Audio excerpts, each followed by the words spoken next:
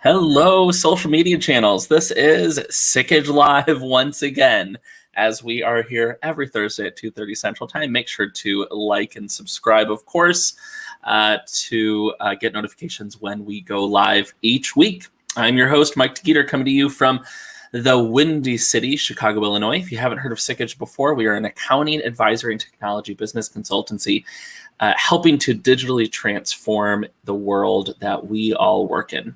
Each week, Sikich Live comes to you with the latest and greatest in business applications, including ERP and CRM, managed services, cybersecurity, IT infrastructure support, and so much more. I can't explain it all here. Before I bring on our guest for today, I do want to remind everyone, don't be shy on Sikich Live, of course. Add your questions and comments into the chat on whatever social media platform you are on, and they may just be featured on today's episode. Our guest today is Mr. Matt Mountain, partner within our Salesforce practice, specializing in financial services cloud and Salesforce Sales Cloud. He is going to bring his wealth of knowledge about how to achieve that positive ROI for your Salesforce investment. Thanks, Matt, for being here with us today. Thank you for having me. Absolutely.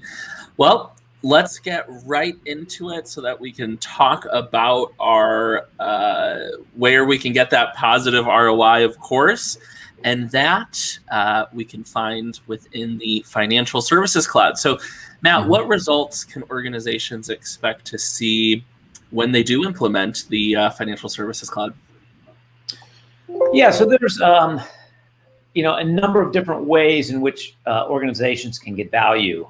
There was a study done. It was called The Voice of the Customer for Financial Services Cloud. And it really broke down the results into 4 categories. And some of the results were a 41% increase in client satisfaction, 36% increase in integration between Salesforce and other systems, 37% increase in advisory productivity, and 40% faster decision-making. Now, a lot of people say, well, how did they come up with those numbers? I don't know.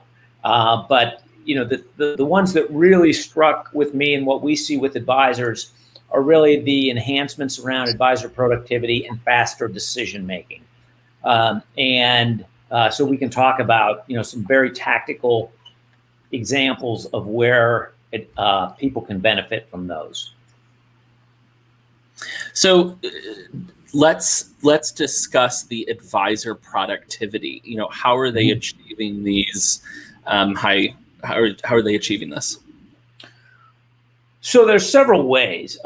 So the financial services cloud, when you come in and log in, you've got a homepage, and you can have different components on your homepage specific to exactly what you do day in, day out.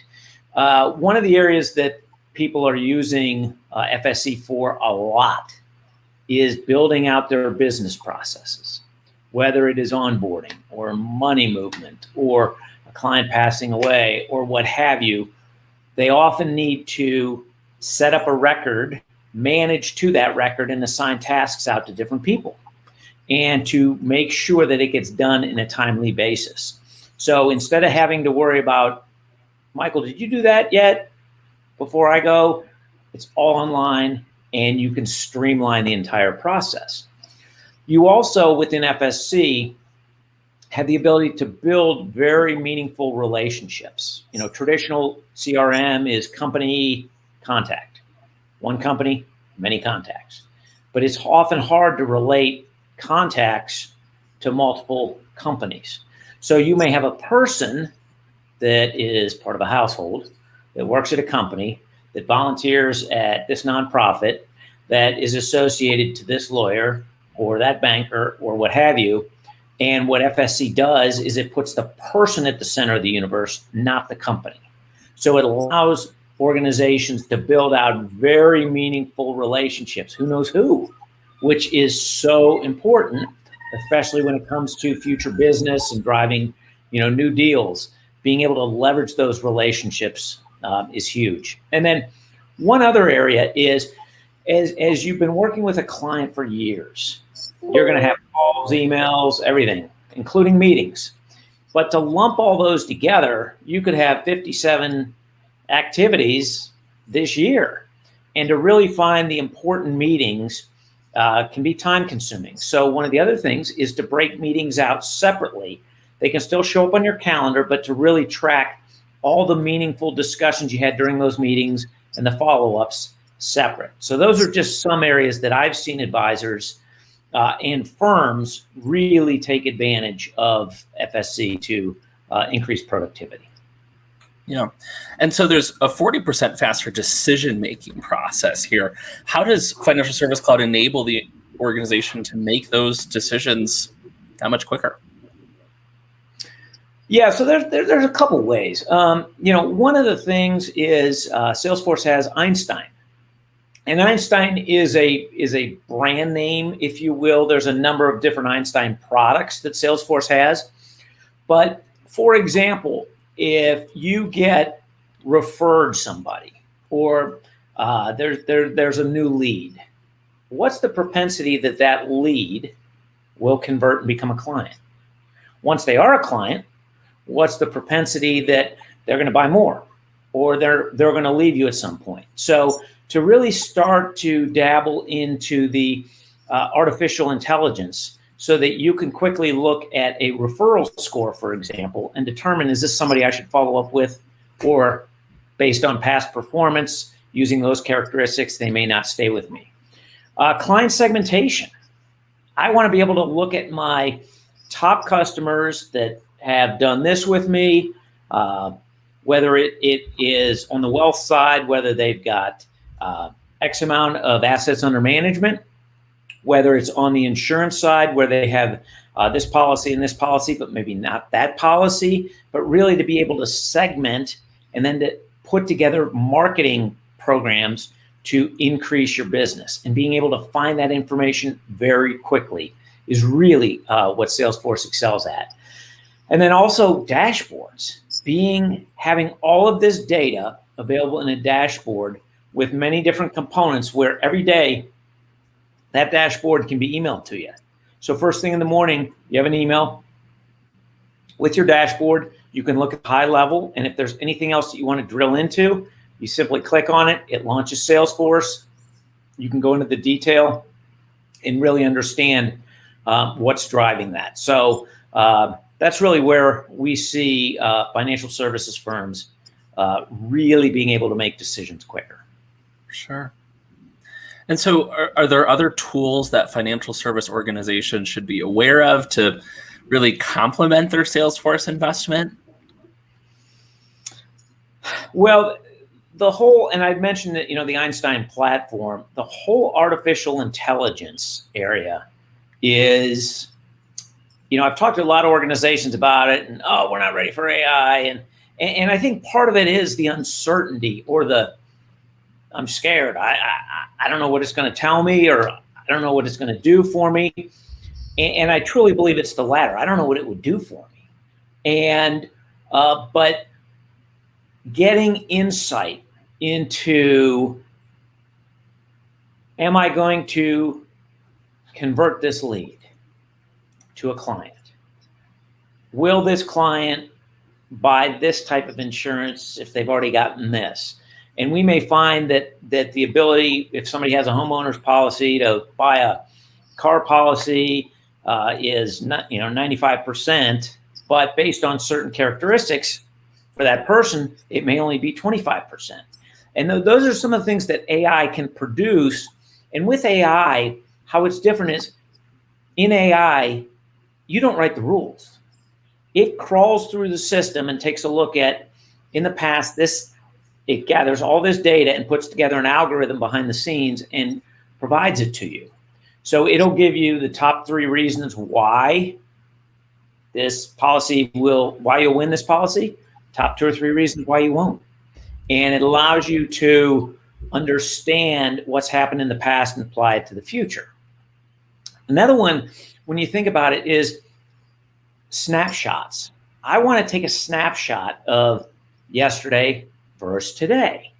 So now this isn't really a separate, and what I'm referring to, some of these are just part of FSC, but they're important. So if a client at a bank has $5,000 in their checking. And tomorrow they have $25,000 in their checking. Well, that means there was a deposit. Could be at the teller, it could have been a wire. But either way, that needs to be surfaced automatically so that we can either A, introduce them to a wealth advisor at a bank, or talk to them about a CD, or some interest rates are decent, right?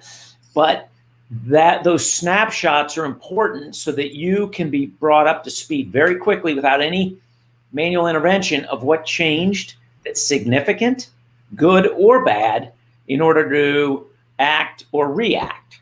So for example, if somebody has an investment account and it's got $100,000 in there, and tomorrow it's got 50,000, and the advisor didn't know about it, maybe they called corporate and had it done, well, they may be leaving. So you better get ahead of that right away. And those are where the snapshots can come into play. Yeah. That's all really interesting. So can you deploy FSC or Financial Service Cloud quicker than other CRM systems, and including Sales Cloud? It's funny because this comes up a lot. When people are looking at FSC, well, how soon can I be live? Well, yeah, we can have you live tomorrow. So, but we won't have your data in there, and we won't build out any processes, and it won't be optimized. But yeah, we can have you up and running.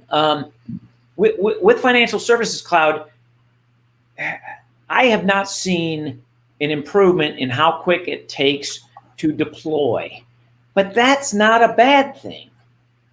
A lot of people are so focused on when am I going to be live versus am I going to be live with the right solution? And it's important up front to get a lot of things right, whether that be page layouts and the fields required, or validation rules, or business processes, or your homepage. In my view, it's worth the wait to get it right. Because if you deploy this out to users who may not want it anyhow, and the deployment doesn't go well because it's rushed, that may just give them another reason why I don't want to use it. So you can deploy all these in a day. You're not going to have any data. You're not going to have anything built out. But yeah, you can log in if you want. So that's one of those that no, I don't know that you can compare. Can it be done quicker or not? Because to me, that's the wrong question. It really should be, how long does it take to do X, Y, and Z in a meaningful way that's going to drive value for the customer? And in my opinion, it's about the same. Sure. Regardless. And so what are the challenges? You've done a lot of these implementations and go lives and everything. What are the challenges that you typically see with organizations that are deploying FSC? So as I mentioned, FSC puts the person at the center of the universe. So I can look at that person and see everything they're associated to. And tremendous value in that, tremendous value. The learning curve is significant because of how you can relate. So let's say you have the John and Mary Smith household, and you have John Smith, Mary Smith, and then 2 kids. So you have 4 people that are part of this household. There's a relationship map that you can build, not only the household, but then you can associate John Smith to his attorney, and John at this company, and Sally at this company. And so building out that map and understanding how it works, to me, is the hardest, I shouldn't say the hardest, but one of the more challenging things to do. And so in order to facilitate that, what we've done is I've created a lot of 2-3 minute videos on different areas of FSC where we see people struggling to maybe grasp the concept. And we provide that out to prospects or clients prior to the project starting so they can start to get educated on that.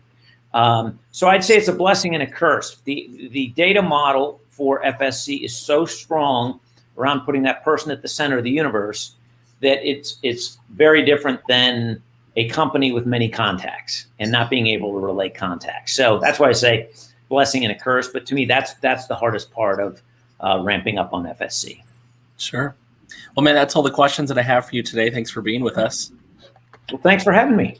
Yeah, absolutely. If anybody has any further questions, always feel free to reach out to Matt Mountain on LinkedIn directly or visit our website at sikich.com. That's sikich.com. As always, make sure to like and subscribe so that you're seeing these each Thursday at 2:30 Central Time. And we'll see you all next time. Thanks. Bye.